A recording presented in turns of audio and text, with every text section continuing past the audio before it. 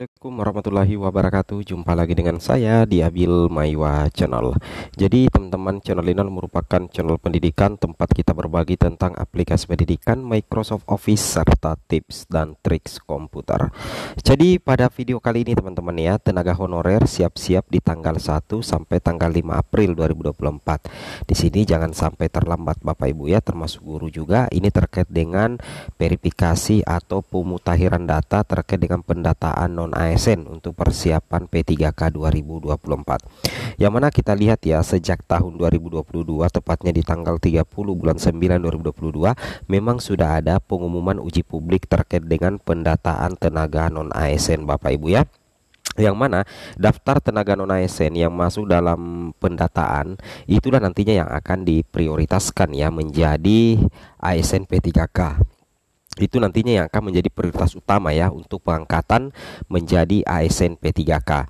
Terkait dengan hal itu, di sini kita lihat contohnya, ini adalah daftar pegawai non ASN ya, ini kami bulur. Di sini sudah ada daftar nomor, nama, usia, jenis kelamin, jabatan, masa kerja, kumulatif, tahun bulan pendidikan, SK taraf unit kerja. Dan di sini memang sudah tercover semua honorer ya, sebanyak 2,3 juta honorer ya, 2,3 juta honorer yang diprioritaskan diangkat itu mencapai sekitar 1,3 juta honorer.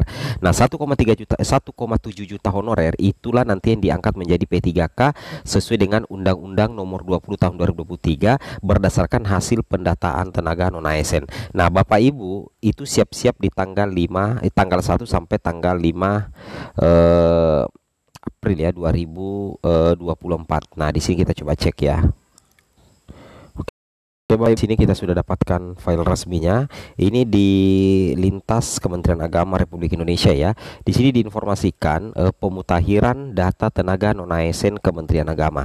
Mungkin banyak yang bertanya kapan untuk lingkup Kemendikbudristek ya. Insya Allah nanti akan segera juga Bapak Ibu. Karena di sini kalau Kementerian Agama sudah mulai melakukan pemutakhiran data tenaga non ASN, berarti Kemendikbudristek juga itu tidak lama lagi akan juga melaksanakan yang namanya pemutakhiran data tenaga non ASN. Karena tenaga non ASN itu harus dimutakhirkan ulang, harus didata ulang, harus diverifikasi ulang oleh BKN dan BPKP teman-teman. Tujuannya adalah agar nantinya yang lolos verifikasi, yang lolos validasi, itulah nantinya yang akan diprioritaskan Bapak Ibu ya, diangkat menjadi ASN P3K di tahun 2024. Nah, di sini sudah ada kementerian yang memulai, yaitu Kementerian Agama. Jadi kita tunggu saja kapan edarannya untuk Kemendikbudristek keluar juga teman-teman ya. Amin ya, mudah-mudahan seperti itu. Dengan di sini katakan ya, kita ambil patokan dulu untuk Kementerian Agama. Dengan hormat berdasarkan ketentuan pasal 66 ya Undang-Undang Nomor 20 Tahun 2023 tentang ASN ya, dan surat Menpan RB nomor sekian perihal pendataan tenaga non ASN di lingkungan instansi pemerintah dan nomor sekian tanggal 30 September 2022 perihal tindak lanjut pendataan tenaga non ASN di lingkungan instansi pemerintah. Nah, di sini dikatakan kami sampaikan bahwa Kementerian Agama akan melakukan pemutakhiran data tenaga non ASN. Nah, jadi jelas sekali di sini bahwa Kementerian Agama itu akan melakukan pemutakhiran data agar data-data tenaga non ASN itu bisa valid, dan nantinya inilah yang telah terdata di database BKN dalam rangka penataan tenaga non ASN. Kalau dikatakan penataan tenaga non ASN berarti penuntasan tenaga non ASN menjadi P3K, dan insya Allah akan coba direalisasikan oleh pemerintah di Desember 2024 paling lambat teman-teman ya. Makanya yang sangat diprioritaskan itu adalah tenaga honorer, tenaga non ASN yang memang sudah tercover di dalam database BKN. Nah, di sini ada 5 poin yang teman-teman harus ketahui. Yang pertama, pemutakhiran tenaga non ASN ya. Yang pertama itu adalah pemutakhiran tenaga non ASN dimaksudkan untuk memperbaharui data tenaga non ASN seperti pendidikan terakhir, riwayat pekerjaan, dan data lainnya yang diperlukan. Nah, itulah tujuan dari pemutakhiran data tenaga non ASN. Tujuannya itu adalah untuk memperbaharui apakah pendidikan terakhirnya sudah benar, riwayat pekerjaannya sudah benar, dan data-data lain yang perlu diupdate pastinya.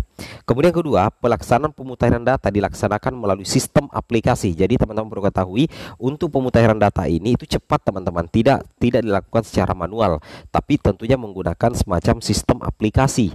Nah, sistem aplikasi ini sudah disediakan oleh Biro Kepegawaian Sekretaris Jenderal dan itu dimulai tanggal 1 sampai tanggal 5 April 2024 ya, seperti itu. Kemudian tenaga non-ASN yang telah terdata dalam database BKN itu nantinya akan memperbaharui dan mengunggah dokumen yang diperlukan secara mandiri disertai dengan SPTJM bermaterai 10.000 yang menyatakan bahwa data yang disampaikan sesuai dengan ketentuan peraturan perundang-undangan. Nah, seperti itu ya. Jadi nantinya tenaga non-ASN Bapak Ibu yang sudah terdata di database BKN itu nantinya akan kembali diinformasikan atau diinstruksikan untuk mengunggah atau memperbaharui dokumen itu dilakukan secara mandiri Bapak Ibu. Itu dilakukan secara mandiri dan nantinya itu disertai dengan SPTJM atau surat pernyataan tanggung jawab mutlak bermaterai 10.000 yang menyatakan bahwa data yang disampaikan sesuai dengan ketentuan peraturan perundang-undangan, seperti itu ya. Kemudian yang keempat, jika data yang disampaikan sebagaimana dimaksud pada angka 3 tidak sesuai, maka yang bersangkutan bersedia mempertanggungjawabkan dan diproses secara hukum. Jadi hati-hati Bapak Ibu ya, jangan sampai Bapak Ibu memalsukan dokumen, memalsukan data, karena apabila Bapak Ibu kedapatan nantinya itu bisa diproses secara hukum ya. Kemudian nantinya pimpinan satuan kerja menugaskan unit yang membidani layanan kepegawaian untuk melakukan verifikasi dan validasi terhadap hasil pemutahiran data tersebut. Untuk layanan teknis dapat berkoordinasi dengan Biro Kepegawaian Sekretaris Jenderal.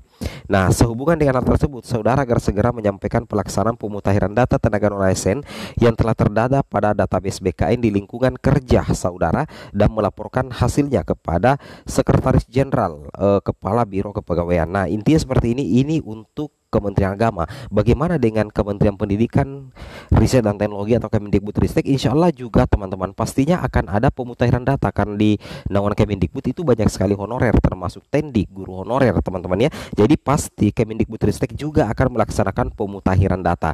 Namun yang mulai sekarang pertama itu adalah Kementerian Agama. Nah, ini adalah contoh Bapak Ibu ya, surat pernyataan tanggung jawab mutlak tenaga non-ASN Kementerian Agama.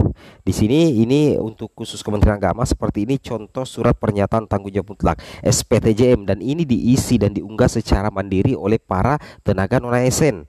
Yang bertanda tangan di bawah ini ada nama, nik, tanggal lahir, pendidikan terakhir dan satuan pendidikan.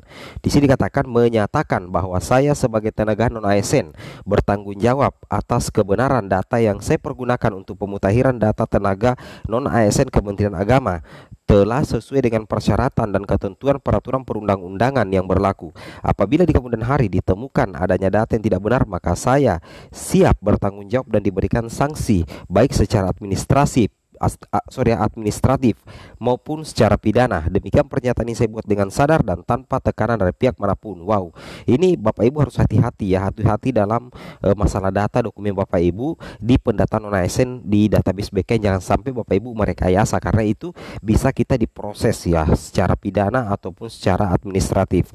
Nah, nantinya Bapak Ibu itu akan membuat pernyataan seperti ini, namanya SPTJM, dan nantinya Bapak Ibu tanda tangan itu ada materai 10.000. Jadi hati-hati Bapak Ibu ya, jangan sampai memasukkan data. Sekian, assalamualaikum warahmatullahi wabarakatuh.